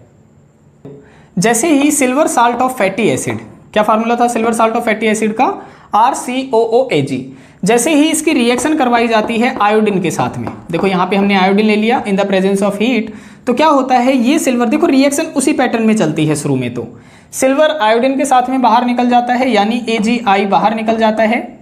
ये जो CO2 गैस है वो भी बाहर निकल जाती है, ये CO2 गैस बन के बाहर निकल जाएगी, और ये आयोडीन इसके साथ में अटैच हो जाएगा अल्काइल ग्रुप के साथ में, यानी ये बना लेते हैं अल्काइल आयोडाइड। बन तो गया, फिर इसने क्यों मना किया कि नहीं बना सकते, क्योंकि हमने एक बात पढ़ी थी जब हमने सेकंड लेक्चर में बता रहे थे कि जब हम डाउन द ग्रुप जाते हैं तो इनका हैलोजन का साइज क्या होता है, बढ़ता चला जाता है। अब साइज जितना ज़्यादा बड़ा होगा बॉन्ड उतना ही ज़्यादा वीक हो जाएगा और वो उतनी ही जल्दी टूट जाएगा। तो यहाँ पे आयोडीन का साइज बड़ा होने की वजह से ये यहाँ पे रिएक्शन रुकती नहीं है और ये बॉन्ड जल्दी टूट जाता है, जैसे ही बनता है वैसे ही टूट जाता है। और ये दोबारा से किसके साथ में रिएक्शन शो करता है, silver salt of fatty acid के साथ में दोबारा से रिएक्शन करने लग जाता है। तो यहाँ पे ये रिएक्शन रुकने की बजाय दोबारा से रिएक्शन कर लेती है silver salt of fatty acid के साथ में, जो उस कंटेनर के अंदर पड़ा हुआ था। तो यहाँ पे क्या होगा, अब ये जो आयोडाइड है ना, ये क्या करेगा, देखो ये वाला आयोडीन इस वाले सिल्वर के साथ में बाहर निकल जाएगा रिएक्शन करके, क्योंकि ये जल्दी टूट गया है। अब आयोडीन फ्री घूमेगा तो वो क्या करेगा, सिल्वर के साथ में कंबाइन हो जाएगा। तो यहाँ से ये सिल्वर आयोडाइड बन के बाहर निकल जाता है।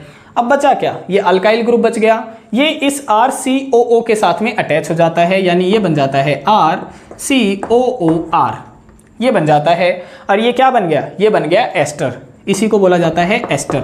और R क्या होता है, R कोई भी अल्काइल ग्रुप है जहां पे आप इस्तेमाल कर सकते हैं CH3, C2H5, C3H7, C4H9, इनका आप इस्तेमाल कर सकते हैं। तो ये थी हमारी हुन-स्टीकर रिएक्शन। अब हम देखते हैं लास्ट मेथड कि अल्काइल हैलाइड को कैसे बनाया जाता है। लास्ट मेथड है आपका कि अल्कोहल से आप कैसे बनाएंगे अल्काइल हैलाइड को। अब देखो हमने क्या पढ़ी थी, हमने एक न्यूक्लियोफिलिसिटी का ऑर्डर पढ़ा था। और न्यूक्लियोफिलिसिटी का ऑर्डर क्या पढ़ा था कि एक तो फ्लोरीन था, फिर क्या देखा था हमने, क्लोरीन देखा था, फिर हमने ब्रोमीन देखा था, फिर हमने आयोडीन देखा था।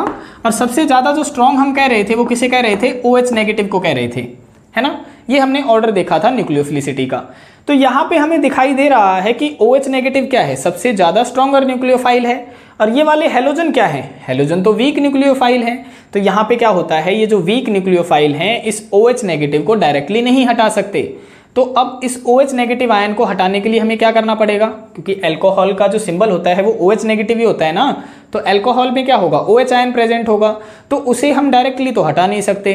तो डायरेक्टली हटाने के लिए आप क्या इस्तेमाल करते हैं, यहाँ पे फॉस्फोरस और सल्फर के हैलाइड्स इस्तेमाल करते हैं। तो यहाँ पे क्या कहता है, ये कहता है ये क्या होते हैं, ये वीक न्यूक्लियोफाइल होते हैं। तो इसके बारे में कहता है कि all are weak nucleophiles, all are weak nucleophiles. Nucleophile वो स्पेसी होती हैं जिनके ऊपर नेगेटिव चार्ज होता है। देखो तो इनके ऊपर सभी के ऊपर नेगेटिव चार्ज है। तो कहता है all are weak nucleophile hence cannot replace OH negative ion directly. तो OH नेगेटिव न्यूक्लियोफाइल को ये डायरेक्टली रिप्लेस नहीं कर सकते। सो वी यूज, तो हम क्या इस्तेमाल करेंगे, हम इस्तेमाल करेंगे phosphorus and sulphur halides, phosphorus और सल्फर के हैलाइड इस्तेमाल करेंगे to replace the OH nucleophile. किसको रिप्लेस करने के लिए, OH न्यूक्लियोफाइल को रिप्लेस करने के लिए हम फॉस्फोरस और सल्फर के हैलाइड्स इस्तेमाल करेंगे। अब यहाँ पे अगर आपसे पूछ ले कि कौन कौन से हैलाइड्स आप इस्तेमाल करेंगे, तो आप यहाँ पे बता सकते हैं। देखो कि कौन कौन से हैलाइड्स हम इस्तेमाल करने वाले हैं। तो आप बताएंगे हम PCl3 इस्तेमाल कर सकते हैं, हम PBr3 इस्तेमाल कर सकते हैं, देखो PBr3, हम PI3 इस्तेमाल कर सकते हैं, हम PCl5 इस्तेमाल कर सकते हैं, हम SOCl2 इस्तेमाल कर सकते हैं, एटसेट्रा। ठीक है, या फिर हम कई सारे हैलोजन एसिड्स का भी इस्तेमाल करेंगे। तो ये हो जाते हैं हमारे फॉस्फोरस और सल्फर हैलाइड्स। और यहाँ पे अगर आपसे ये पूछ ले कि हम फॉस्फोरस और सल्फर के ही हैलाइड्स क्यों इस्तेमाल करते हैं, तो ये कहता है कि फॉस्फोरस और सल्फर के पास में क्या होते हैं, वैकेंट d ऑर्बिटल पाए जाते हैं। और वो वैकेंट d ऑर्बिटल क्या करते हैं, जो ये OH आयन होता है ना, इसके साथ में ऑक्सीजन के लोन पेयर के साथ में बॉन्डिंग कर लेते हैं। क्या बताया, फॉस्फोरस और सल्फर के पास में वैकेंट d ऑर्बिटल होते हैं जो कि क्या करते हैं, इनसे बॉन्डिंग बना लेते हैं OH के साथ में, और इन्हें वहां से फिर क्या करते हैं, रिप्लेस करते हैं और हैलोजन वहां पे अटैच करवा देते हैं। तो इसलिए हम इनका इस्तेमाल करते हैं। अब हम देखेंगे कि वन बाय वन कि किस तरीके से हम इनकी रिएक्शन चलाएंगे अल्कोहल के साथ में। पहली रिएक्शन है रिएक्शन विद PX3। PX का मतलब क्या है, हैलोजन है। तो यहाँ पे PX3 का मतलब है PCl3, PBr3 या फिर PI3।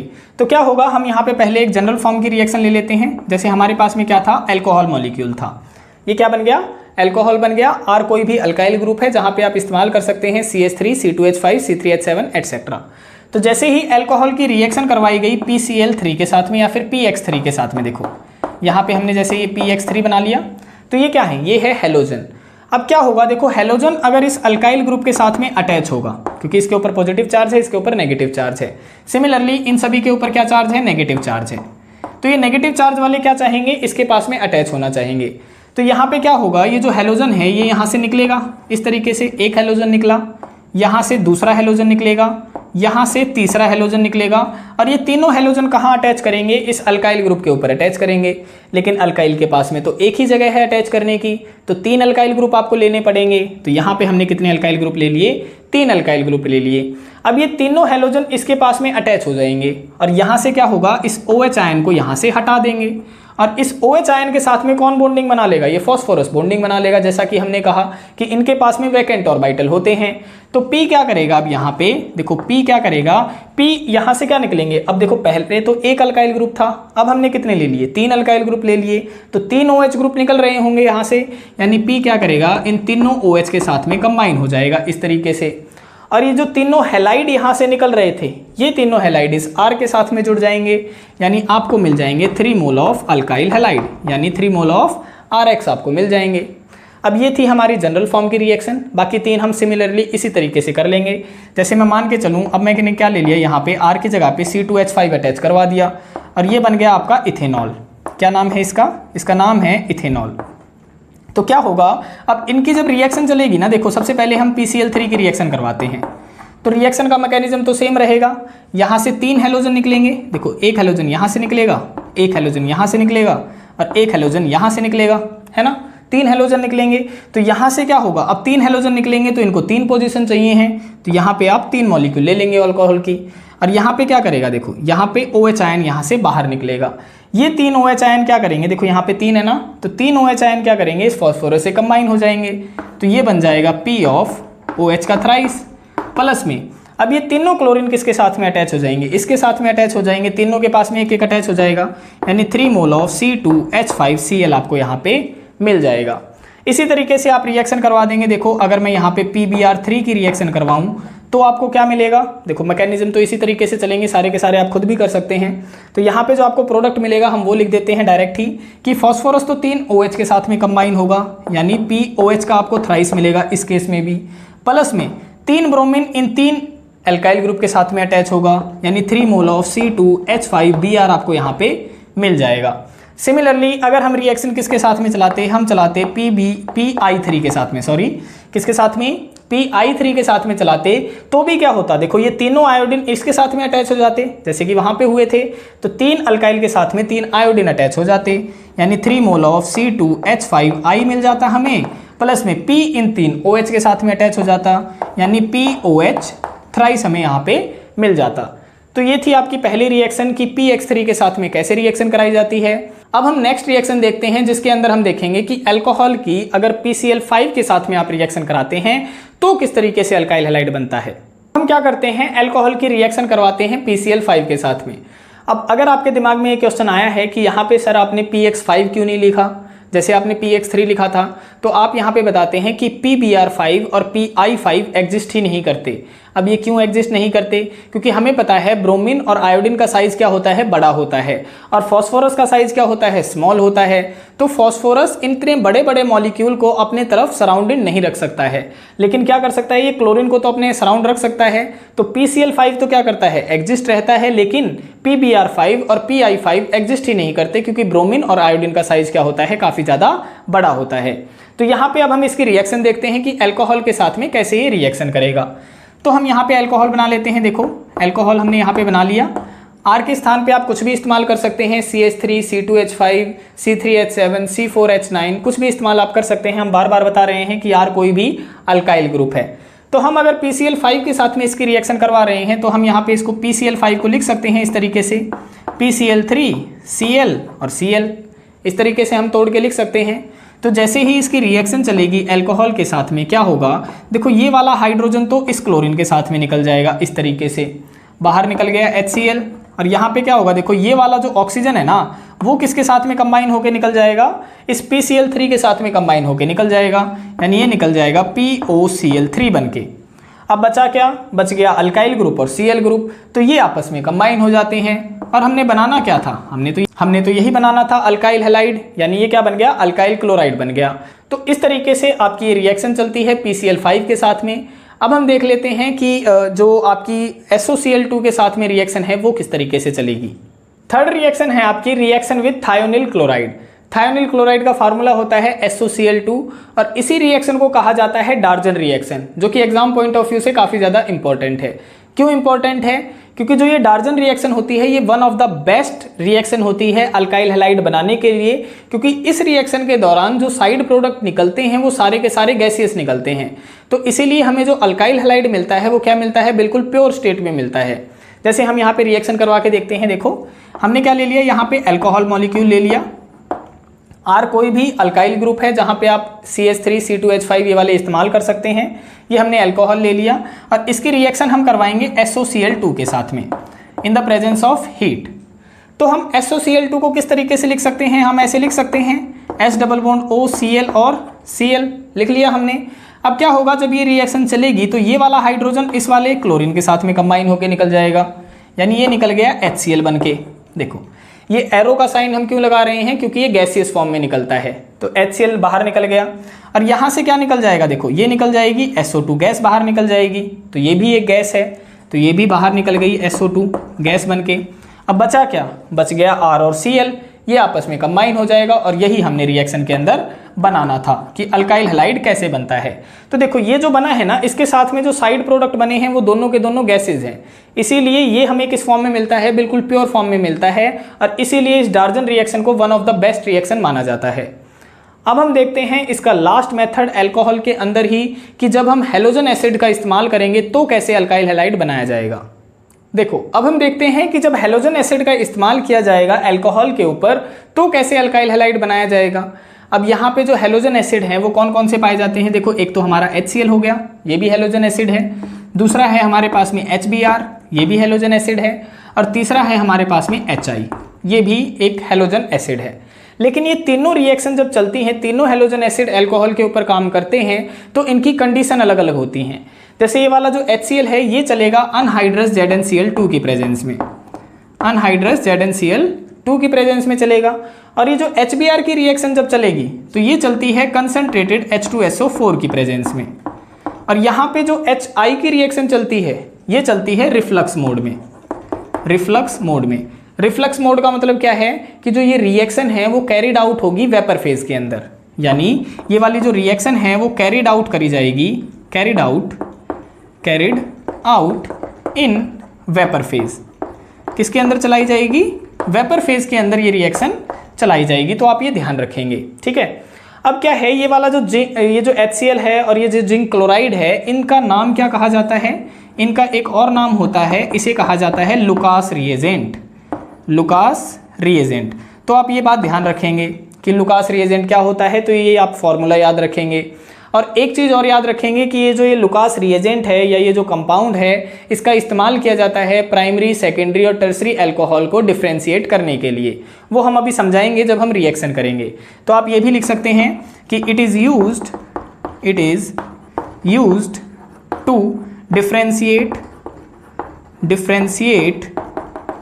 Differentiate the primary, secondary and tertiary alcohol. इनको डिफ्रेंशिएट करने के लिए इनका इस्तेमाल किया जाता है, ठीक है।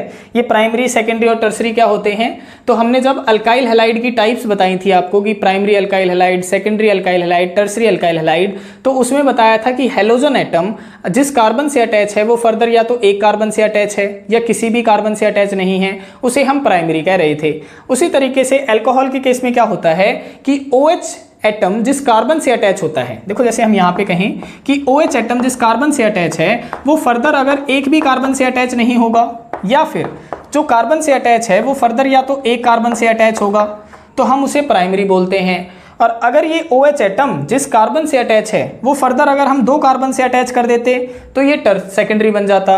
और अगर ये OH एटम जिस कार्बन से अटैच है वो फर्दर तीन कार्बन से अटैच कर देते तो ये क्या बन जाता, टर्सरी बन जाता।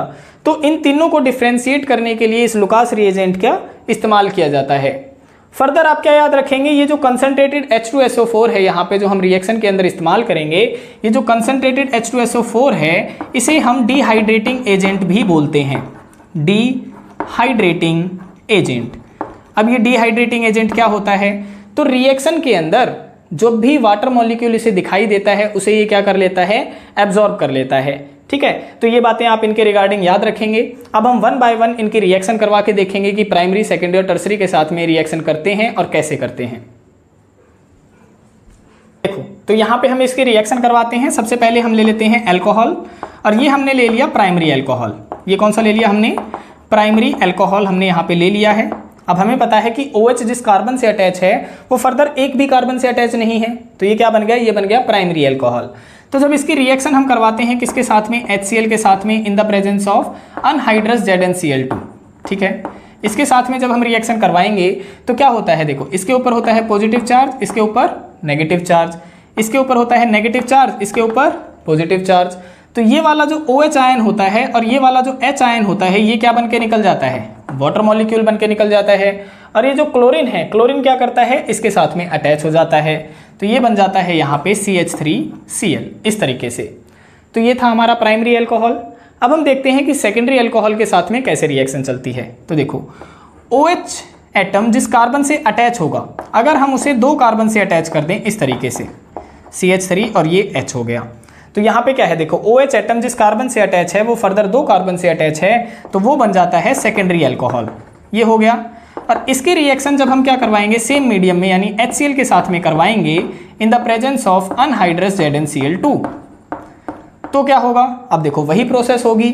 ये वाला OH आयन किसके साथ में निकल जाएगा, इस H के साथ में निकल जाएगा वाटर बन के, और ये जो क्लोरीन है वो यहाँ पे अटैच हो जाएगा, है ना, इस तरीके से। देखो CH, यहाँ पे CH3 था, यहाँ पे भी CH3 था, और यहाँ पे अटैच हो गया क्लोरीन आयन आके इसकी जगह पे आ गया, है ना।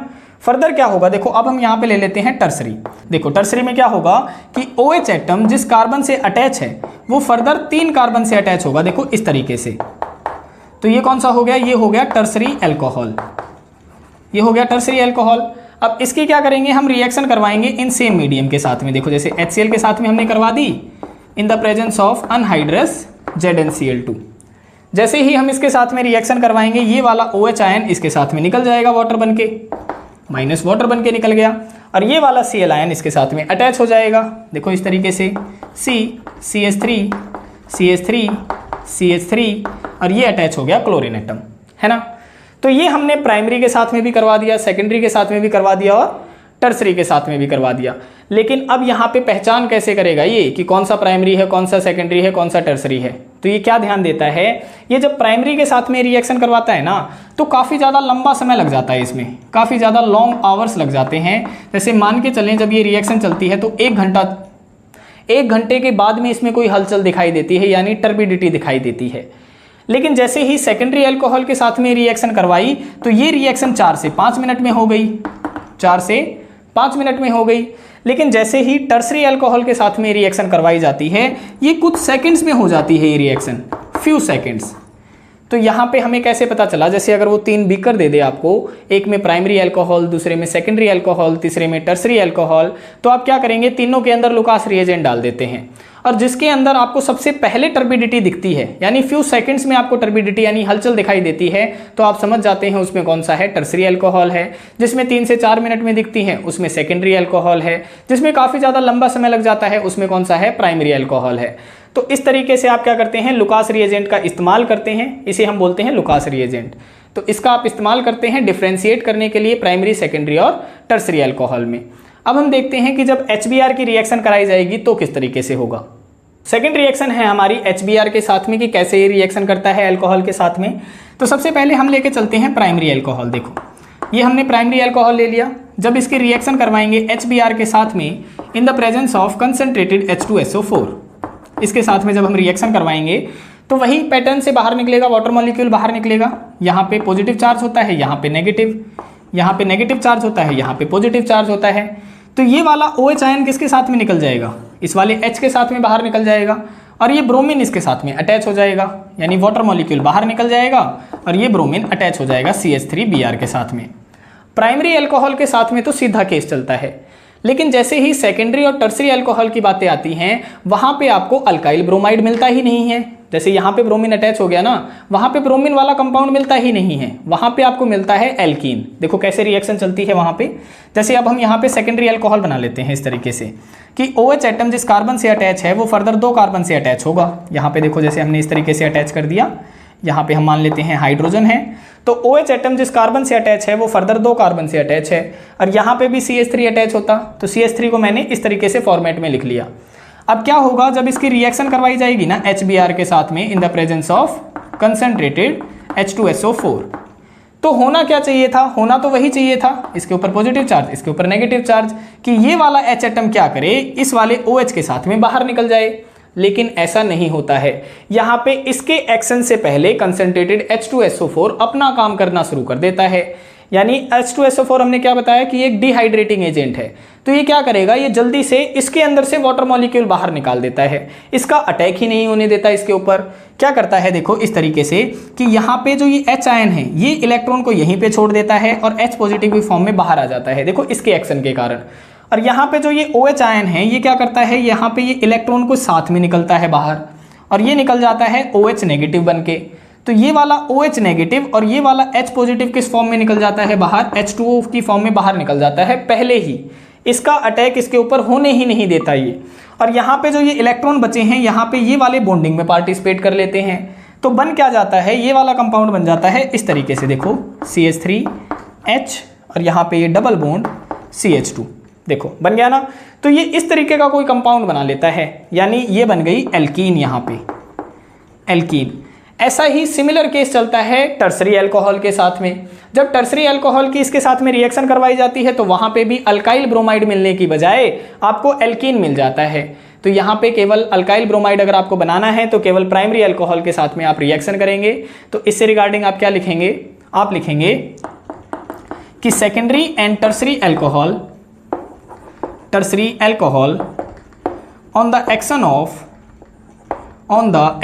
Of HBr plus concentrated H2SO4 give alkene instead of